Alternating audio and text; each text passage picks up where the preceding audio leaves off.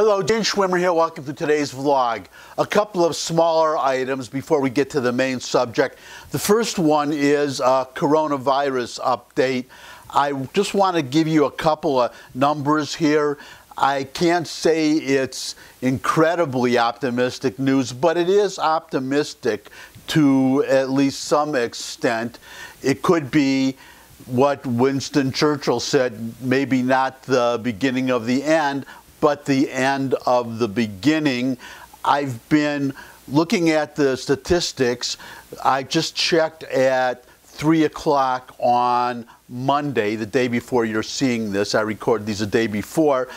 As of 3 o'clock, there were 42,032 coronavirus cases.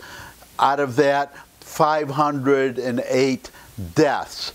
What I do is I take that bottom number, the 508 deaths, I divide it by the number of cases to get a mortality rate. Only a week ago, maybe a little more than a week ago, it was 1.7%. The last couple of times when I reported figures, it was around 1.3%, a little bit above, a little bit below. But as of 3 o'clock on Monday, it was just about 1.2%, a little bit over 1.2%. That is good news in the sense that it shows a downward trend. What I'm hoping is that with the testing becoming more available, we're going to see an increase in the number of cases because of the testing, but not a commensurate increase in deaths. In other words, the number of cases increasing faster than the number of deaths, which would signal that the mortality rate is going down. The ideal mortality rate, again, any death is a tragedy, but if we were to somehow get down to 0.1%, that is what the mortality rate is for the seasonal flu. Then we would be no worse off than the flu. Now, the next item I want to get to, and this is a less happy item, the Senate and the House have been trying to pass a package to get some money out to all the people who are out of work. It looks like our friends on the left are playing games.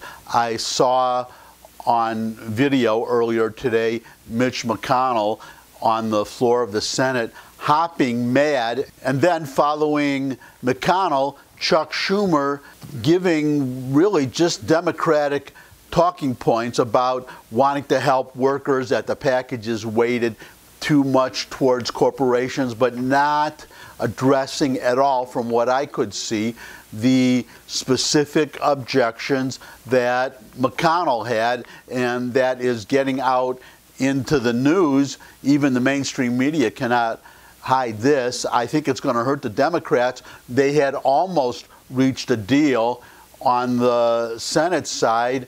Now Nancy Pelosi is coming out with her own package. They are trying to take advantage of this crisis, as usual, to add extraneous legislation to fulfill their policy objectives. For instance, here are three that McConnell mentioned. Unprecedented collective bargaining powers for unions, increased fuel emission standards for airlines, and expansion of wind and solar tax credits. In other words, on that last one, their Green New Deal. They're trying to get their Green New Deal into this package that is supposed to help people who are out of work. The unprecedented collective bargaining powers, they have legislation to increase the bargaining powers of unions, to give them increased leverage with management. Now, if the Democrats want to increase the power of unions, if they want to give tax credits to windmill makers and solar panel makers, those are all arguments that they can make, but this is not the time to do it. This is not the legislation to which to attach that stuff, because it has nothing to do with helping the American worker. And on Schumer's complaint, and this is what I'm saying, Schumer did not defend expanding tax credits for wind and solar or increased fuel emission standards for airlines, did not even address those, let alone defend them. I think that they are making a big mistake, and the rest of us, we're just going to have to wait, because now Nancy Pelosi is crafting her own bill in the House. So we're just going to have to wait and see what happens. I would only add to what I've said, or I'll conclude on this, when you're talking about helping corporations, corporations have employees, and large corporations have thousands, tens of thousands, even hundreds of thousands of employees. That's whom you're really helping, as long as you have a provision, which Trump supports, that says you cannot use any of the funding for, say, stock buybacks. I don't understand what the Democrats are doing. I don't know how they expect to get away with it, but stay tuned. Now on to today's main subject, which is the press bias, the unfairness of the press towards, well, obviously towards the president, but they are really, as one of my favorite bloggers, Glenn Reynolds, has said repeatedly, they're really just Democratic operatives with bylines. I'm going to start by putting up this tweet from somebody called Razor, because it really illustrates the bias of the press. And this stems from a little argument that Trump had with a reporter a few days ago in one of the coronavirus briefings, Peter Alexander of NBC News, when Peter Alexander asked Trump, "Why are you giving the American people false hope?" That was the gist of his question, and Trump said, "That is a nasty question. You are a terrible reporter," because, well, it was a nasty question, number one. Number two, questions like that are just attacks on Donald Trump. They do nothing to give us, the American people, useful information about the progress of the fight against this coronavirus epidemic. Trump was perfectly justified, but what is the illustration of the press bias is that the press went, or the mainstream press, went ballistic over this. They devoted so much time and focus to that argument. So we have this tweet here, because compare this to, well, just read the tweet. China expels American journalists out of country. Meh. China pressures Bloomberg to report only nice things. Meh.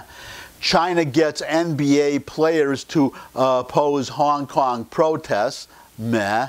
Trump insults reporters. Threat to free speech. That's what he's saying, that all these other items, all these real threats to a free press, they have very little to say, but then Trump gets into an argument with a reporter, and as I said, they go ballistic.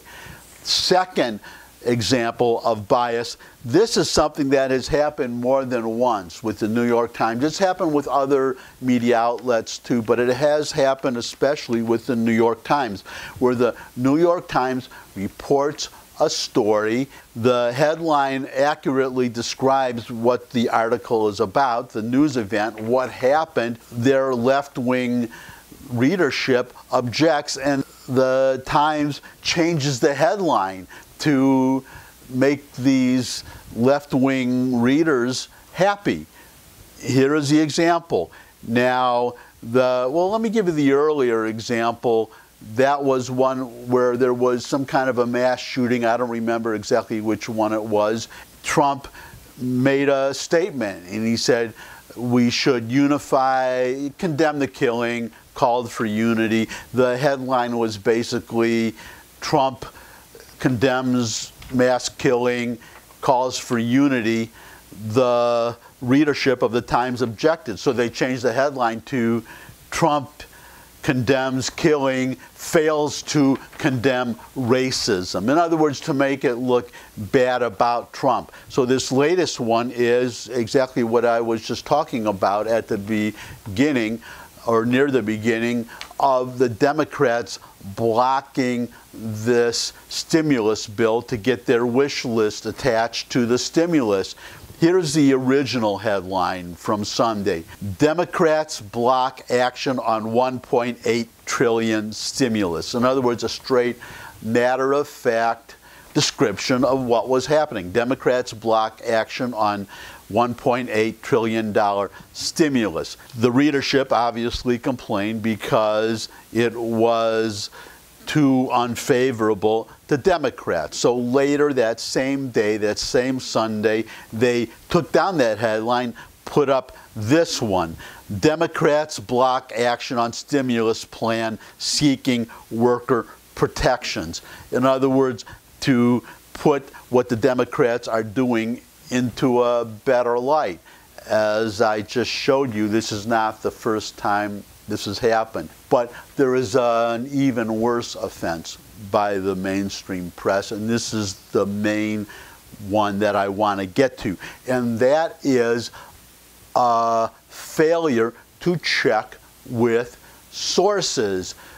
That's what Trump was saying, that the press puts out these false stories, fake news, non-factual stories, stories that are incorrect, that could have been stopped or corrected simply by calling the White House. And you see this all the time when you look at articles, when reporters are being fair, when they're not writing about Trump, a reporter will say that so-and-so did this, that, or the other thing, but later in the article, somewhere in the article, it will say that so-and-so, when contacted, said this, that, or the other thing. In other words, the response. Or it will say calls to so-and-so or calls to so-and-so's office were not returned. In other words, showing that an attempt was made to get a response from the subject of the article.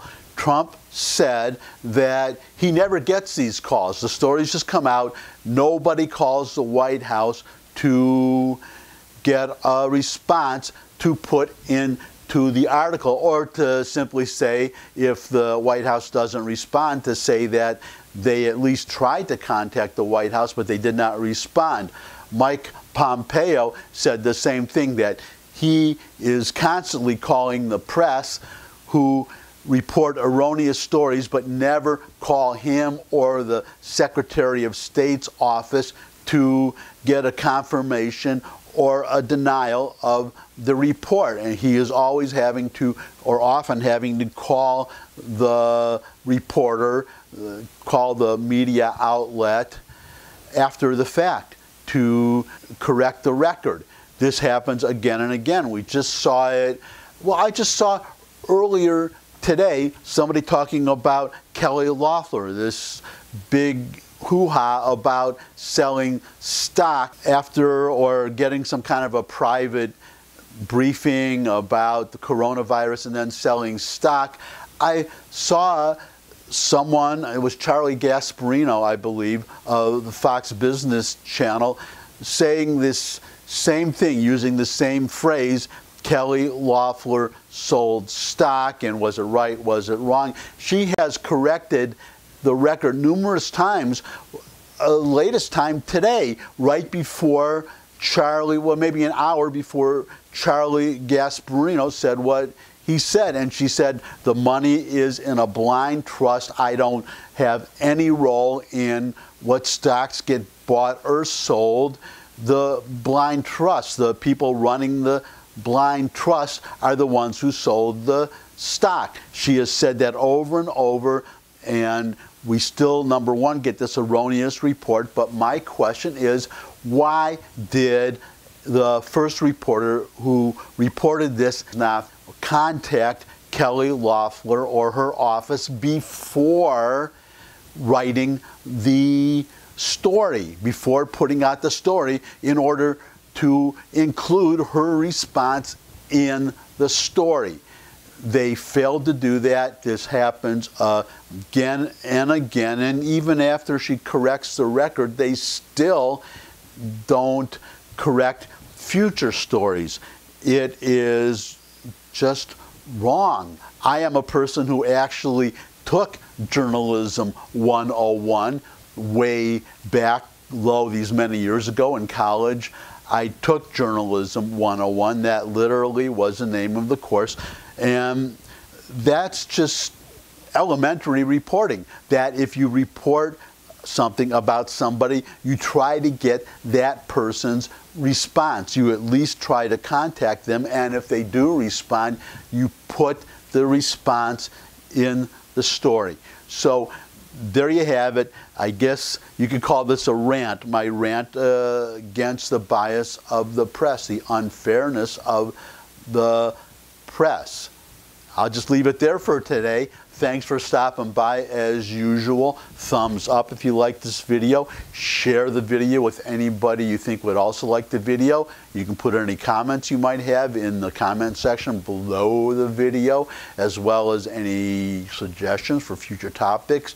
You could subscribe. That would make me happy. Subscribe, subscribe, subscribe. And finally, come back and see me again. I look forward to seeing all of you again. And until I do see all of you again, bye.